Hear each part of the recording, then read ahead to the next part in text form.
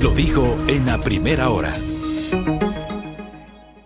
8:40 en la mañana, estamos en la recta final de nuestro espacio a primera hora por Sonorama, la gran señal nacional. En estos días, la Agencia de Comercio y Desarrollo de los Estados Unidos, la UTSDA, y el Servicio Nacional de Contratación Pública, SERCOP, suscribieron un acuerdo de cooperación para fortalecer al Sistema Nacional de Contratación Pública del Ecuador. Mucho se ha hablado de la necesidad de fortalecer el sistema, de procurar continuar con esta cruzada para minimizar posibles hechos de corrupción. Es prácticamente imposible garantizar cero corrupción, pero por supuesto los sistemas buscan justamente minimizar las amenazas de corrupción. María Sara Gijón tiene la gentileza de atendernos hoy, nos acompaña acá presencialmente en nuestra estación. Ella es directora del Servicio Nacional de Contratación Pública, SERCOP. María Sara, bienvenida, qué gusto, ¿cómo le va? Muy bien, muy buenos días. Aquí encantada de estar contigo de nuevo. Y bueno, para conversar sobre este importante paso que estamos dando como Ecuador, como país, hacia un sistema nacional de contratación pública más fortalecido.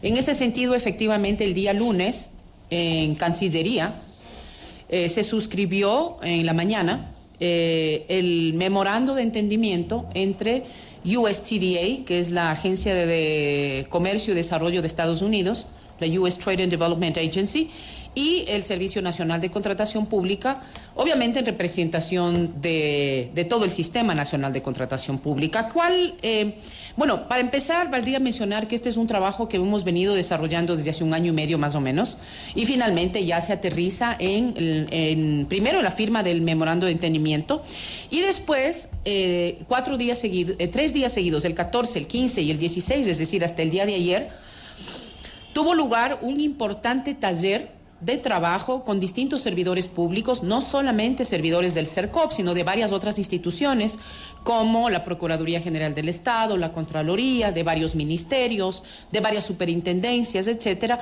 para justamente trabajar en varias temáticas en este primer taller presencial, en donde tuvimos la fortuna de contar con excelentes expertos internacionales, la gran mayoría de ellos de Estados Unidos, y se trataron temas tales como los que te voy a mencionar. El primero, bueno, en general, cómo debe ser un buen sistema de contratación pública, ¿sí? Un buen sistema, un sistema fortalecido de contratación pública. Después, algo que es fundamental para cualquier proceso de contratación pública, la planificación. Si no hay una buena planificación, estimado Fabricio, es imposible que haya una buena ejecución. Y es ahí en donde debo decir que yo desde el día 1 de mi gestión, lo que siempre he dicho en todos los espacios es, señores entidades contratantes, y recordemos que son 3.200 entidades contratantes directas, pero llega a más de 8.355 entidades contratantes indirectas. Es decir, estamos hablando de un universo muy grande. En cada una de esas entidades contratantes, ministerios, secretarías, GATS, recordemos que las alcaldías y todas sus, instituciones cercanas como empresas públicas municipales, los gobiernos autónomos descentralizados de las provincias, es decir, las prefecturas. ¿También las parroquias? Las parroquias, las juntas parroquiales también. Las juntas parroquiales rurales también, pero también están las empresas públicas de todo tamaño y las universidades públicas y obviamente todas las funciones del Estado. El sistema judicial también compra, la asamblea también compra, todos compran. Entonces, lo importante es que antes de que empiece el ejercicio fiscal, es decir, antes de que empiece enero, en los últimos meses del año previo, tienen que hacer una buena planificación. El problema es que la mayoría de las instituciones no lo hacen, no hacen una buena planificación. Mira, yo en algún momento trabajé en una institución pública, yo era directora de un área, y me acuerdo que del área de recursos humanos nos llegó un email a todos los directores. Esto te estoy hablando del año 2011, ¿sí? Y nos decían, por favor, háganos llegar sus necesidades de capacitación y de otras contrataciones que ustedes requieran. ¿Sabes cuándo nos mandaron? El 10 de diciembre. El 10 de diciembre. Y teníamos 5 días para entregar. Y con eso se supone que iban a reunir de todas las áreas para supuestamente hacer una buena planificación para el año siguiente. Entonces, mira, lastimosamente, si no se hace una adecuada planificación en donde se establezcan de manera correcta, seria, técnica, las necesidades de la contratación de bienes, obras y servicios, el rato que ya empieza la ejecución presupuestaria del año siguiente, por ejemplo, ahorita estamos ya en marzo. Muchas entidades debieron subir hasta el 10 de enero, debieron subir sus planes anuales de contratación. Los planes anuales... Es el PAC, ¿no? El PAC. El PAC. Los planes anuales de contratación deben responder a la planificación institucional. Y nuevamente, ¿qué es lo que sucede? Que como no hacen bien y por cumplir al apuro, después, durante el ejercicio fiscal, por ejemplo, ahora, se ponen a estarle reformando al PAC a cada rato. Mira, hay instituciones... Que la ley sí les permite reformar, pues, el PAC. Una cosa es que les permite, otra cosa es que abusen. Hay instituciones que reforman el PAC una vez al día. ¡Qué barbaridad! Varias veces a la semana. No, pues, o sea, debe ser, la reforma del plan anual de contratación debe ser una excepción por alguna situación que se presenta, que no estaba planificada o que no estaba prevista. Por ejemplo, todas las cuestiones que estamos teniendo ahorita de inundaciones que se están realizando, digamos, están teniendo lugar en el país. Obviamente, muchas instituciones públicas que están en esas provincias no tenían previsto que las inundaciones sean tan fuertes. ¿Me entiendes? Entonces ahí puede haber un cambio de plan anual de contrataciones. Pero de lo contrario, la planificación debe ser lo más ajustada posible a una realidad. Obviamente siempre teniendo en cuenta que se pueden presentar cuestiones. Pero digamos que la planificación está bien hecha, mi estimado Fabricio. Y que tú tienes bien definidas las necesidades de contratación. Después lo que tienes que hacer es un buen estudio de mercado. De tal manera que cuando tú inicias ya el proceso, es decir, publicas el proceso, con los distintos elementos que forman parte de los términos de referencia y que después los pones en los pliegos, estos tienen que responder a un buen estudio de mercado. No puede ser hecho también al ojímetro, como decimos acá en Quito, ¿no es cierto? Debe ser hecho de manera técnica, responsable, obteniendo, por ejemplo, proformas adecuadas y correctas sobre cuál realmente es la situación del mercado en tal o cual cuestión en la que se esté trabajando. Entonces, mira, ese es uno de los temas en los que se trabajó de manera seria en este taller. Otro tema que atravesó los 3 días es el tema de mejor valor por dinero o mayor valor por dinero. ¿Qué significa esto? La misma ley nuestra habla de mejor valor por dinero, no habla del menor valor por dinero. Y lastimosamente yo creo que ha habido una mala comprensión de varios actores del mismo sistema, entre esas las mismas entidades contratantes. Yo te diría inclusive a veces algunos otros actores que hacen las revisiones, ¿me entiendes? Usted nos está diciendo que buscan lo de menor valor y no lo de mejor valor. Lastimosamente ha habido una tendencia a irnos siempre al menor valor. Y en caso de que no sea el menor valor, a cuestionar de manera como medio perversa, ¿me entiendes? Que ¿por qué este y por qué no este si este costaba menos? Exacto. ¿Por qué no fue por acá? Le voy a glosar. ¿Me entiendes? Entonces yo creo que ahí tiene que haber una comprensión adecuada de que en realidad, obviamente no queremos irnos al otro extremo que es el sobreprecio, ¿no? Pero si hay una justificación técnica, seria, con suficientes elementos y debemos más bien ir por un mayor precio, aunque no sea el menor, pero que sea el mejor en el sentido que estamos asegurando calidad. Porque los ciudadanos necesitamos y requerimos y exigimos calidad. ¿Y cómo se asegura eso? ¿No termina siendo subjetivo el análisis de que qué es lo mejor por encima de que no sea el precio más bajo? Bueno, y como te digo, debe ser un análisis técnico, debe haber obviamente los debidos respaldos. Tiene que haber expertos en la materia en cada uno de los temas. Por ejemplo, nosotros en el CERCOP no somos expertos en carreteras. No somos expertos en temas de salud, educación.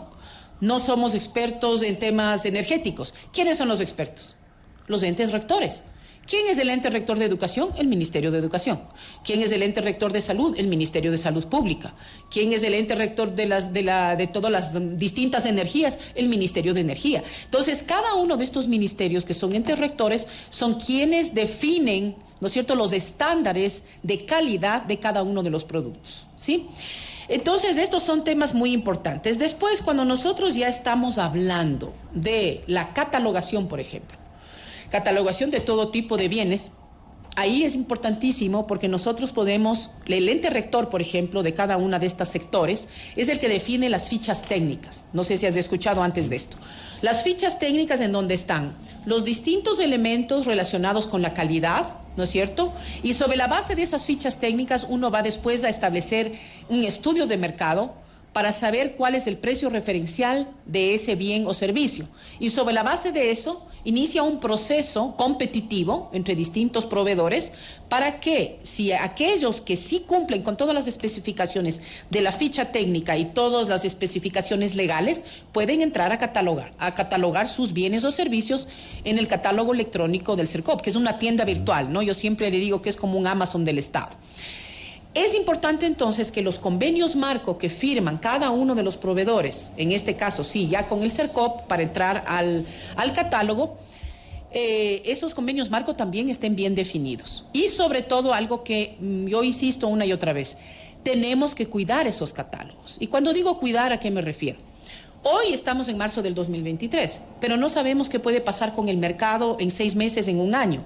Entonces tenemos que establecer un mecanismo a través del cual ciertas condiciones de esos convenios marco puedan ser ajustadas en el tiempo. ¿Para qué? Para no tener, como ya tuvimos en años anteriores, recuerda que hemos hablado tú y yo del catálogo de medicamentos. ¿Qué pasó cuando nosotros llegamos en el 2021? Nos encontramos con un catálogo de medicamentos que estaba literalmente abandonado, mi estimado Fabricio. Entonces, ¿qué es lo que había pasado? En algún momento se llegaron a catalogar 480 medicamentos. Cuando llegamos nosotros había 127. ¿Por qué? Porque poco a poco los proveedores se habían ido saliendo porque no había habido una actualización de las condiciones de ese catálogo, sino que simplemente se iban renovando los convenios marco cada 2 años y obviamente eso hacía que muchos proveedores digan, ¿saben qué? Yo me salgo, porque no puedo seguir recibiendo órdenes de compra, en este caso de medicamentos, pero puede ser de cualquier otra cosa, de neumáticos, de luminarias, de vehículos, de computadoras, etcétera, en los cuales cuando a mí me hacen la orden de compra, yo tengo necesariamente que aceptar la orden de compra. Y si acepto, tengo que entregar los bienes. Pero ¿y si no me pagan, por ejemplo? Si o no me pagan algo. Como proveedor tiene que aceptar la orden de compra. Tiene que aceptar. Si no acepta, se convierte en contratista incumplido. Pero mire usted, acá me escribe uno de nuestros oyentes, envío un abrazo a Santiago Carrera y me dice, el catálogo electrónico tiene precios elevados. Por ejemplo, una laptop de características i7 en el catálogo llega a costar 1.300 y la misma laptop en el mercado normal cuesta 1.100. ¿Qué explicación le damos a esta referencia que hace nuestro oyente? Mire, justamente hace un par de semanas nos hicieron el mismo comentario. Nosotros estamos ya revisando esto y obviamente actualizaremos esos precios. Es un tema que no es automático, no es así de un día al otro, porque tenemos nosotros mismos con los expertos en la materia que hacer esas verificaciones del mercado. También recordemos que puede ser que valga 1.100, pero no sea de la calidad, ¿no es cierto?, que se requiere para que esté en el catálogo. Entonces, en ese sentido, son temas que requieren estudios de mercado y un análisis correspondiente que no solamente es el precio, sino recordemos también la calidad. Y ahí tenemos nosotros que verificar una serie de otros elementos. Pero muchas gracias por esa puntualización del señor oyente. Acá nos dice, por suerte, también una servidora pública, Carmita, le envío un abrazo, dice, lo bueno es que no todas las instituciones públicas reforman a cada rato el POA ni el PAC. Pero obviamente la alerta que dice María Sara Gijón da cuenta de la necesidad de la planificación en el sector público, María Sara. Tiene razón la dama, evidentemente no todas lo hacen. Hay instituciones que sí hacen una buena planificación y que reforman el PAC solamente en casos realmente estrictamente necesarios, ¿no? Pero como le digo, lastimosamente hemos visto casos en donde realmente hay instituciones que reforman a cada rato y no necesariamente las más pequeñas, a veces son enormes las que hacen este tipo de cambios constantes, ¿no? Y que pertenecen al gobierno central. No, más bien eso lo hemos visto en, ¿cómo se llama?, en GATS. En las municipalidades o prefecturas, y usted dice no necesariamente las pequeñas. No necesariamente en las pequeñas. Hemos visto algunos cambios de PACs constantes en algunas grandes. Acá preguntan o comentan, dicen, en las instituciones del Estado se debería trabajar en kits oficiales de precios. ¿Eso se puede hacer o no? Verá, no exactamente eso, porque recordemos que el mercado es cambiante, ¿no es cierto? Pero lo que nosotros sí hemos establecido es un mecanismo a través del cual los proveedores pueden ir subiendo sus proformas una vez que empiezan a verificar algunas publicaciones de estudios de necesidades que hacen las entidades contratantes, ¿sí? Porque hay una fase preparatoria que se llama, ¿no?, que tiene que hacer cada entidad contratante. Y en algunas entidades contratantes ya están subiendo sus estudios de necesidades, sus necesidades de información para esa parte. Entonces, en ese sentido, ya tenemos muchos proveedores que en un sistema que es parte del SOCE, ya están subiendo las proformas. Entonces, esto se va a ir alimentando con esta información y yo creo que a mediano plazo ya vamos a contar con un banco de precios, si podemos llamar de alguna manera, un banco de precios que nos permita comparar cierto tipo de bienes y servicios con las distintas proformas que van subiendo los proveedores en distintos momentos. Vale también mencionar algo que es importante. No cuesta lo mismo un bien en Quito que de pronto ese mismo bien en La Guagrio. O no cuesta lo mismo una obra en Quito que en Guayaquil, porque hay muchos temas que pueden ser diferentes. Entonces, en ese sentido, estas comparaciones, estas proformas que están subiendo ya los proveedores que quieren ser parte de todo este proceso de transparencia y de eficiencia, ya lo están subiendo de manera voluntaria, no es obligatorio, ¿no? Pero ya lo están haciendo. Eso es muy importante y eso también apoya a los procesos de transparencia.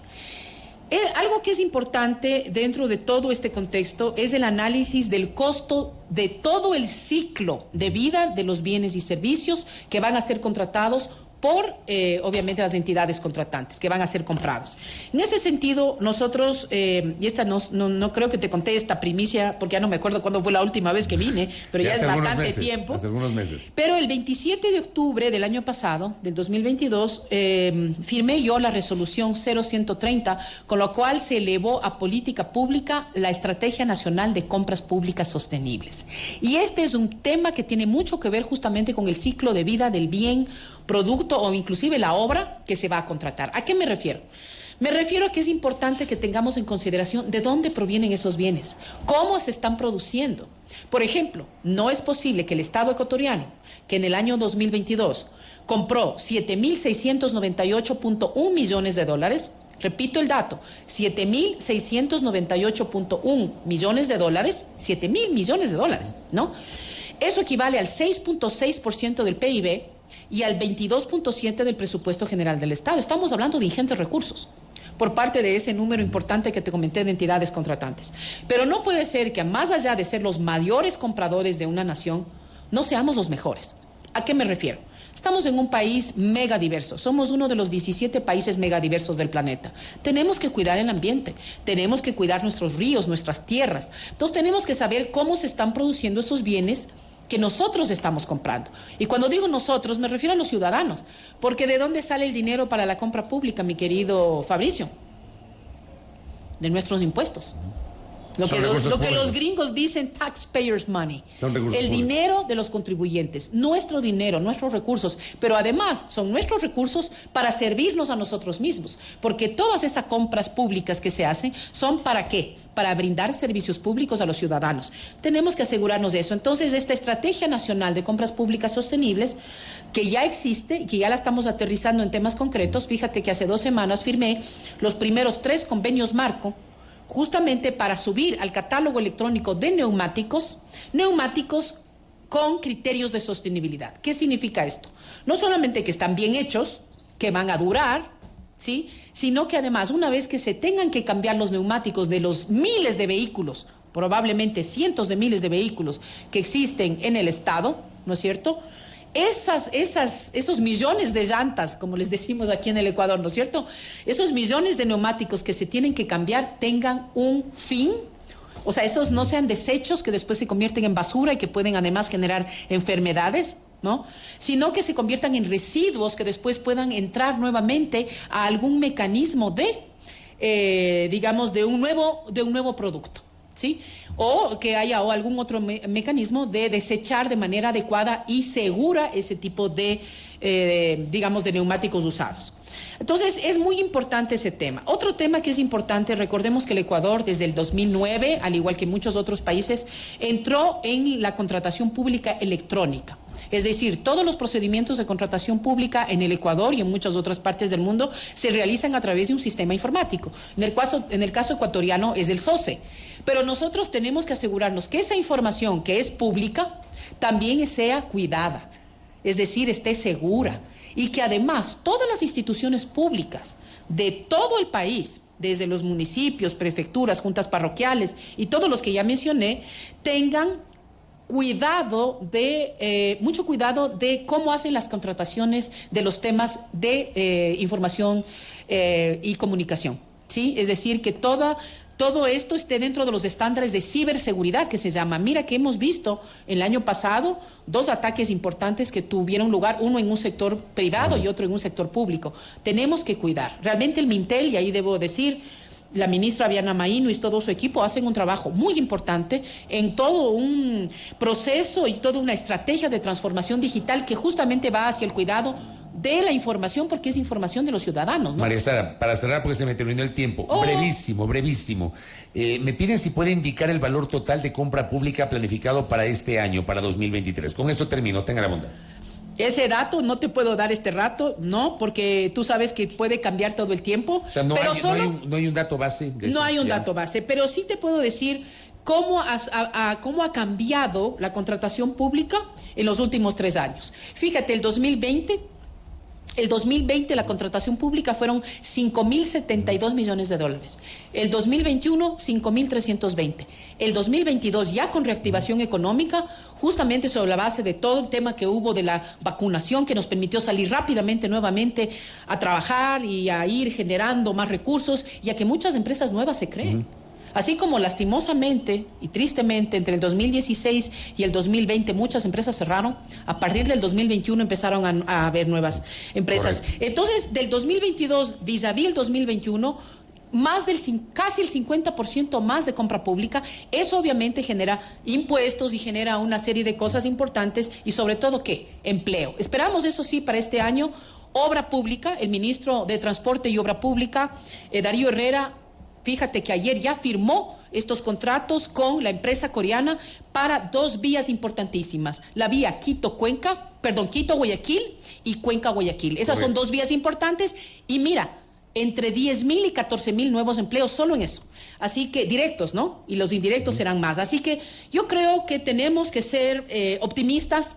Las cosas van a mejorar todos juntos. Y mi último mensaje: para que haya mayor transparencia e integridad en la contratación pública, este es un deber de todas y todos, de las entidades contratantes, de los proveedores, que son casi 400.000, y obviamente de todas las entidades de control, incluido el CERCOP. María Sara, gracias por el tiempo, muy gentil. A nuestra invitada María Sara Gijón, directora del CERCOP, aquí en A Primera Hora.